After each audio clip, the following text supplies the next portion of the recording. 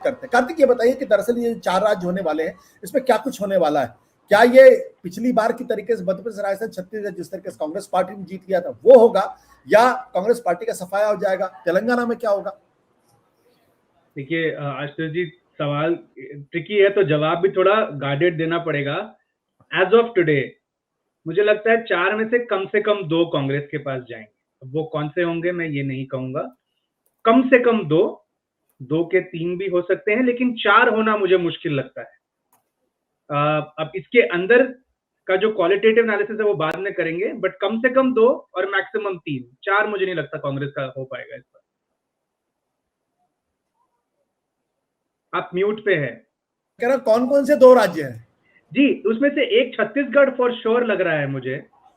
मध्य प्रदेश और तेलंगाना में से मध्य प्रदेश के ज्यादा प्रबल चांसेस हैं, और जो तीसरा एक जिसे कहेंगे चेरी ऑन द केक, और जिसका अगर हम चर्चा करेंगे आगे, तो जिसका मुझे लगता है कांग्रेस पर एक बहुत लॉन्ग लास्टिंग असर पड़ सकता है, वो होगा तेलंगाना, अगर वो होता है तो। राजस्थान की स्थिति आज की जो कांग्रेस की है वो थोड़ी डामाडोल लग रही है, लेकिन राजस्थान में ये भी स्थिति एक है कि जितनी कांग्रेस प्रॉब्लम में है उतनी ही बीजेपी प्रॉब्लम में है। तो अंत में जो ज्यादा बड़ा कुल्हाड़ी अपने पैर पे मारेगा वो हारेगा और दूसरी पार्टी जीत जाएगी।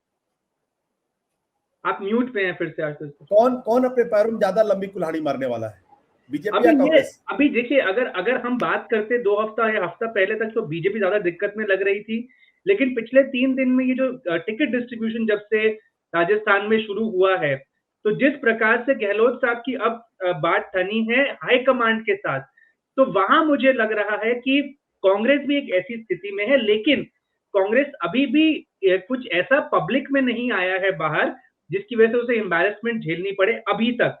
अगर ये ठीक ठाक टिकट का वितरण कर लेते हैं राजस्थान में और एमएलए के खिलाफ एंटी इनकम्बेंसी को मैनेज कर लेते हैं, छत्तीसगढ़ के अगर देखें, छत्तीसगढ़ में कांग्रेस ने तकरीबन 30% टिकट काटे हैं। राजस्थान में उनके प्रेसिडेंट ये बोल चुके हैं, लेकिन मुख्यमंत्री चाहते हैं कि जो उनके लॉयलिस्ट लीडर्स हैं उनको फिर टिकट मिले। तो मुझे लगता है कि अभी कांग्रेस का राजस्थान में एक टेस्ट होना है अगले कुछ दिनों में, जब टिकट डिस्ट्रीब्यूशन होगा। अगर वो कांग्रेस स्मूथली कर लेती है तो शायद एज मिल सकती है, क्योंकि राजस्थान में बीजेपी का जो है पूरा कैंपेन, वहां पे मुझे कुछ एक कॉन्क्रीट या ठोस नहीं दिख रहा है। जो मध्य प्रदेश का मॉडल है, जो छत्तीसगढ़ का मॉडल है, राजस्थान का मॉडल है कि आप एमपीज को उतार दीजिए, वो मुझे नहीं लगता वो जमीन पे इतना सक्सेसफुल हुआ है। और ये मैं इसलिए बता सकता हूँ क्योंकि मैं वहां पे लोगों से संपर्क में हूँ इन राज्यों में। बट मुझे लगता है कि राजस्थान सबसे टफ है कांग्रेस के लिए इस समय। छत्तीसगढ़ सबसे आसान माना जाएगा, ये आगे जाके बदल भी सकता है। मध्य प्रदेश कहीं बीच में आता है, और तेलंगाना अगर हो जाता है तो उसके काफी दूरगामी परिणाम हो सकते हैं कांग्रेस के। अरे कार्तिक, आपके कहने का मतलब ये है कि 4 राज्य हैं, वहां पे 2 कांग्रेस के पक्ष में जा सकते हैं, एक अभी फोटो फिनिश है, और तेलंगाना के अंदर कांग्रेस पार्टी बेहतर परफॉर्म करती हुई बढ़ रही है और अपसेट कर सकती है। ऐसा आप सोच रहे हैं, अपसेट नहीं कर पाएगी? मैं इसको उल्टा बोलूंगा कि 2 मुझे लग रहा है कि हो सकता है छत्तीसगढ़ और एमपी। तेलंगाना में फोटो फिनिश शायद कांग्रेस आगे निकल जाए, बट टफ होगा। राजस्थान अभी कहना बहुत मुश्किल है, बट ये बात बिल्कुल सही है कि तेलंगाना में कांग्रेस नंबर 2 की पार्टी बन के उभरेगी, और कांग्रेस और भाजपा के वोट शेयर में एक सब्सटैंशियल गैप होगा। बीआरएस और कांग्रेस के वोट शेयर में कितना गैप होगा ये कहना अभी मुश्किल। वर्ड ऑफ कॉशन से शुरू करूंगा कि पिछले कुछ समय में हमें एक सेंस बन गया है कि बीजेपी इज इनविंसिबल, कि वो जो भी करेंगे वो सही होगा, और हर चीज बहुत सोची समझी तरीके से की जाती है, और वो कुछ हद तक सही था। लेकिन अब जब सेम लीडरशिप इतने समय से रहती है तो कभी कभी आप आउट ऑफ आइडियाज हो जाते हैं, या आपके जो आइडियाज हैं शायद वो इतने पुख्ता नहीं रहते। मसलन अगर आप देखें मध्य प्रदेश और राजस्थान में जिस प्रकार से रीजनल लीडरशिप को साइडलाइन किया जा रहा है, हो सकता है ये स्ट्रैटेजी उनकी सही निकले अंत में, लेकिन एज ऑफ नाउ हमें नहीं लगता कि वो जमीन पर अपने रिजल्ट्स दिखा रही है। छत्तीसगढ़ में भी आपने साइडलाइन किया रमन सिंह जी को, छत्तीसगढ़ में तो इनफैक्ट आपने कहीं ना कहीं मान लिया है कि वो इलेक्शन आपके पास नहीं आएगा। तो इसमें मुझे लगता है कि जैसा कि आपने कहा कि मोदी जी का चेहरा बहुत प्रोजेक्ट हुआ, लेकिन आपने अगर नोटिस किया हो तो राजस्थान में उन्होंने बोला टिकट पर कमल है। तो अब वो भी समझ रहे हैं कि मैं अपने नाम को ओवर एक्सपोज अगर करूं असेंबली इलेक्शंस में और मैं अभी असेंबली कर्नाटक का हारा हूँ, बंगाल का हार चुका हूँ, तो इस दिल्ली का हार चुका हूँ, तो इसका असर क्या लोकसभा पे पड़ेगा? तो एक तो ये, दूसरा एक जो सिबलिंग राइवलरी थी बीजेपी में, शिवराज सिंह चौहान जी, वसुंधरा राजे जी और मोदी जी की, जब वो चीफ मिनिस्टर्स हुआ करते थे, अब आप उस सिबलिंग राइवलरी को एक क्लाइमैक्स पे पहुंचता हुआ देख रहे हैं, जहां एक आर या पार की स्थिति लाके खड़ी कर दी गई है कि बस अब आपका हो गया, ठीक है, अब नई लीडरशिप आएगी, बट वो नई लीडरशिप का विजन कहाँ है? वो एग्जीक्यूट तो नहीं हो पा रहा है। मध्य प्रदेश, राजस्थान में अगर आपको रिप्लेस करने थे लीडर्स, तो आपने कौन से नए लीडर्स नर्चर किए, कौन से मास लीडर्स? आपने राजस्थान में 7-8 नए लीडर्स दे दिए, लेकिन क्या वो अपने पॉकेट्स के बाहर इन्फ्लुएंशियल हैं? क्या उनमें से कोई भी एक पैन राजस्थान लीडर है?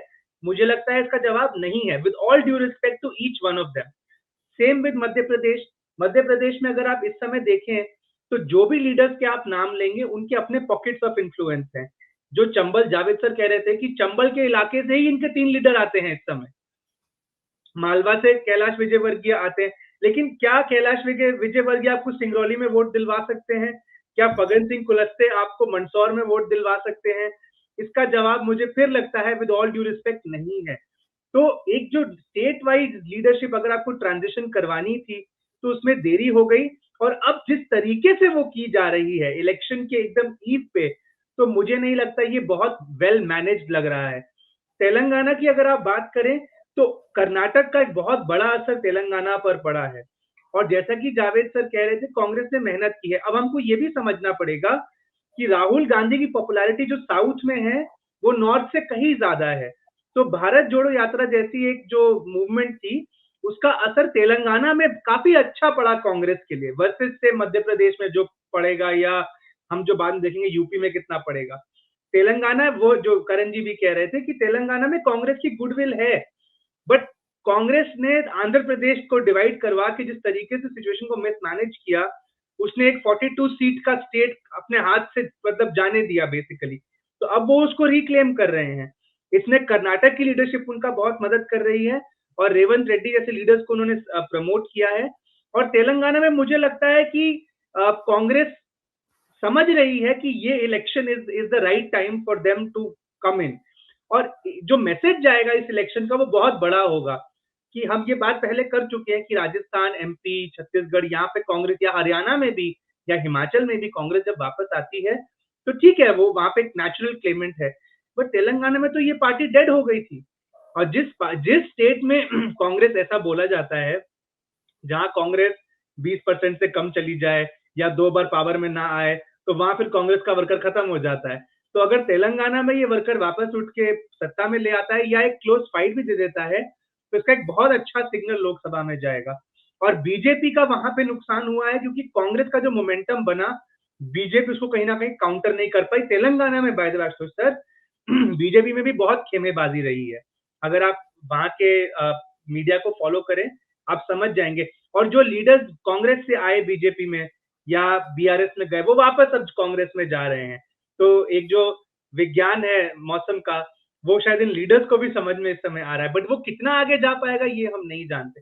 तो मुझे लगता है कि 2-3 चीजें, एक की जो एक इनविंसिबिलिटी जो हमारे दिमाग में बैठ गई थी, वो शायद अब थोड़ी कम हो रही है, और एक नॉवेल्टी फैक्टर रहता है लीडरशिप का, उसके बाद वो कम होता है, वो बहुत जायज सी बात है। दूसरा, जिस तरीके से रीजनल लीडरशिप को मैनेज किया गया है बीजेपी के द्वारा, और जिस तरीके से ट्रांजिशन अच्छे से नहीं करवाई गई है, उसका भी शायद उनको नुकसान हो सकता है। और तीसरा, कांग्रेस ने साउथ में, कम से कम मैं कहूंगा साउथ, जब मैं कहूंगा तो महाराष्ट्र के साउथ में अपनी एक जो पैठ बना ली है, आंध्रा को छोड़ के, आंध्रा भी एक लास्ट फ्रंटियर रह गया है, वहां पे उसके सामने बीजेपी का जो एक इमेज है, वो कहीं ना कहीं कांग्रेस को काउंटर करने में सक्सेसफुल रही है तेलंगाना में। सत्य हिंदी का ऐप डाउनलोड करें गूगल प्ले स्टोर पर।